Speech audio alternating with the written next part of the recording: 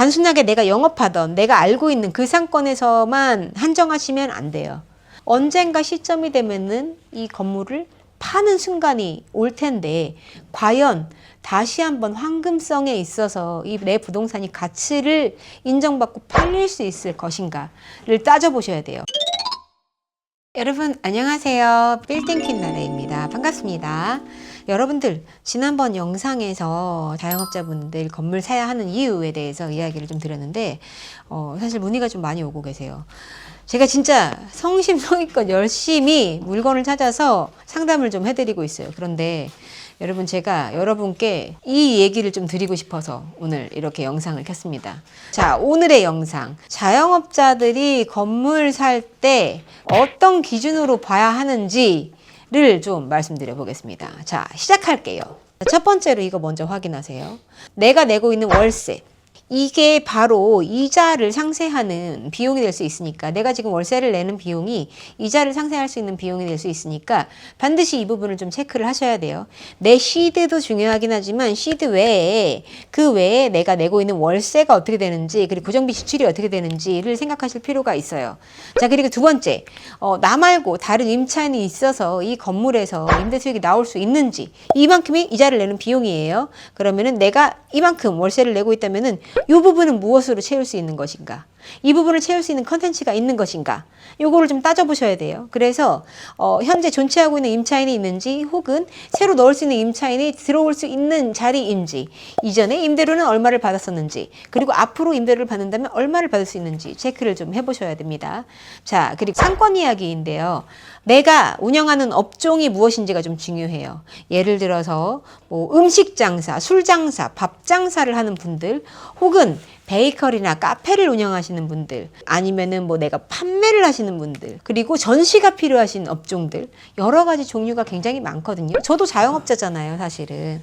그래서 어떤 상권의 입지에 들어갈 것인가를 반드시 따져보셔야 되는데, 이 중에서도 제가 제일 좀 염려가 되는 부분이 이런 거예요. 술, 밥, 이런 거 있죠.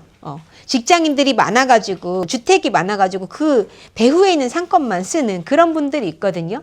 그런 분들은 사실 딱히 상권을 뭐 이렇게 외부에서 유입되는 이런 것들을 보지 않고 전형적인 술 상권, 밥 상권 이런 거 보시는 분들 많거든요. 자, 이게 우리가 결국에는 내 장사를 하면서 건물을 사가지고 거기서 임대료 대신 이자를 한번 내보자 라는 마음으로 들어가시는데, 나중에 이것도 팔아야 될 거 아니에요. 언젠가 시점이 되면은 이 건물을 파는 순간이 올 텐데 과연 다시 한번 황금성에 있어서 이 내 부동산이 가치를 인정받고 팔릴 수 있을 것인가를 따져보셔야 돼요. 단순하게 내가 영업하던 내가 알고 있는 그 상권에서만 한정하시면 안 돼요. 조금 더 확장해서 생각하셔야 된단 말이에요. 얘가 부동산으로서의 가치가 있을 것인지. 내 건물을 사는 사람은 꼭 장사를 하는 사람이 아닐 수도 있어요. 그걸 간과하시면 안 돼요. 그랬을 때 많은 사람들이 내 건물을 좋아할 수 있을 만한 입지에 있을 것인지를 판단하셔야 된다고요. 그래서 그런 입지를 찾아가셔야 돼요. 그러다 보면은 내가 장사하는 그 상권과 좀 다를 수 있어요, 여러분. 그거를 꼭 따져보셔야 됩니다. 가지고 막 제가 상담하면서 보니까 막 어디 막 구로 막 어디 막 성북, 은평 막 이런 데 동네 상권 자꾸 들어가시려고 하시는 분들이 계신데, 왜냐면 소액되니까. 내가 지금 가진 자금이 많지 않으니까 그런 데를 따지고 들어가시려는 분들이 많으신데, 그러면은 또 엑시트를 하거나 황금성에 있어서 떨어지실 수 있어요. 여러분 진짜 그거 생각 잘 하셔야 돼요. 그래서 아무거나 사시면 안 되거든요. 차라리 안 사는 게 나아요, 여러분. 그러면 사지 마요. 사지 말고 그냥 그 자리에서 조금 더 영업하시는 게 나아요. 이 장사를 하면서 나중에 건물을 또 부동산으로서의 가치를 느껴가지고 팔게 하는 그 상권은 조금 다릅니다. 그러니까 조금 더 눈을 확장을 하시고 멀리 보셔야 됩니다. 자, 그리고 여러분 대출 받는 건데요.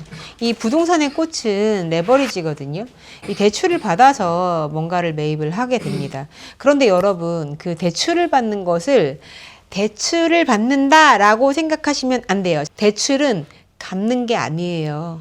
대출을 받아서 갚자는 얘기가 아니고 그대로 가지고 있다가 우리가 이자를 성실하게 내면서 자영업을 하다가 어떻게 해요? 팔 때 그대로 우리가 잔금 낼 상환하는 거예요, 여러분.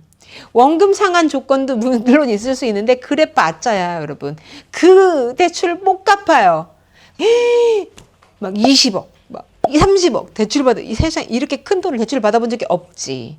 근데 그 대출 받는 거 아니에요, 여러분. 대출은 그냥 건물이랑 같이 가지고 오는 건데 그렇게 그냥 그대로 가지고 있다가 잔금하는 날 이거 우리가 언젠가 나중에 팔게 되는 날 그대로 갚아주는 겁니다. 여러분의 생각을 좀 바꾸셔야 돼요. 이 자영업자분들이 본인의 그 사업 노하우, 자영업 노하우 그리고 고집 그리고 상권을 보는 눈 정확하죠, 명확하죠. 아, 사업을 그렇게 오래 하셨는데 이게 자영업이 보통 힘든 게 아니거든요. 근데 그런 분들이 건물을 사기에 굉장히 조건들이 이미 갖춰진 조건들이 까다롭게 많을 거예요. 어떤 기준으로? 내가 장사를 하던 기준으로. 자, 그런데 우리는 자영업만 하는 게 아니에요. 자영업자분들이 부동산을 매입하시는 거는 자영업을 하려고 사는 것도 물론 있어요. 있는데 여기다 하나를 꼭 더 더하셔야 돼요. 어떤 걸 더하라고? 부동산 임대업. 부동산 임대업은 여러분이 생각하시는 자영업이라면 또 달라요. 여러분 다릅니다. 그렇기 때문에 시선을 새롭게 하고 오셔야 돼요. 부동산 임대업을 하시게 되면은 자영업 하시던 그 눈이 상권을 보는 눈이 정확하거든요. 그렇게 되면 도움이 되기는 하지만 부동산으로서의 가치를 조금 더 업하고 점프업하고 그리고 가치를 극대화시켜서 판단을 하려면은 내가 보는 눈에서 시선에서 훨씬 더 확대를 좀 해주셔야 되고 대출을 받는 것에 있어서 생각을 완전히 바꿔야 돼요. 완전히. 여러분 완전히 다 뒤집으셔야 돼요. 그런 준비가 되신 분들만 저에게 상담 신청을 해 주세요. 그럼 제가 정말 성실하게 정말 좋은 물건들 많이 추천해 드릴게요. 요즘 들어서 상담이 많아서 제가 한 번 더 여러분들께 저에게 상담을 받으러 오시기 전에 혹은 어디 가서 상담을 하시기 전에 건물을 매입하시는 그 과정에 있어서 꼭 제가 여러분께 해드리고 싶은 말씀을 좀 전달을 해드려 보았습니다. 자영업자분들도 혹은 아니면 사옥을 찾으시려는 분들도 아니면 수익성 건물을 찾으시려는 분들도 누구든지 상관없습니다. 매입과 매각 그리고 처음부터 끝까지 자 빌딩 핀나래가 도와드리도록 할 테니까요. 여기로 전화 주시면 아시죠 여러분? 진짜 제가 받아요.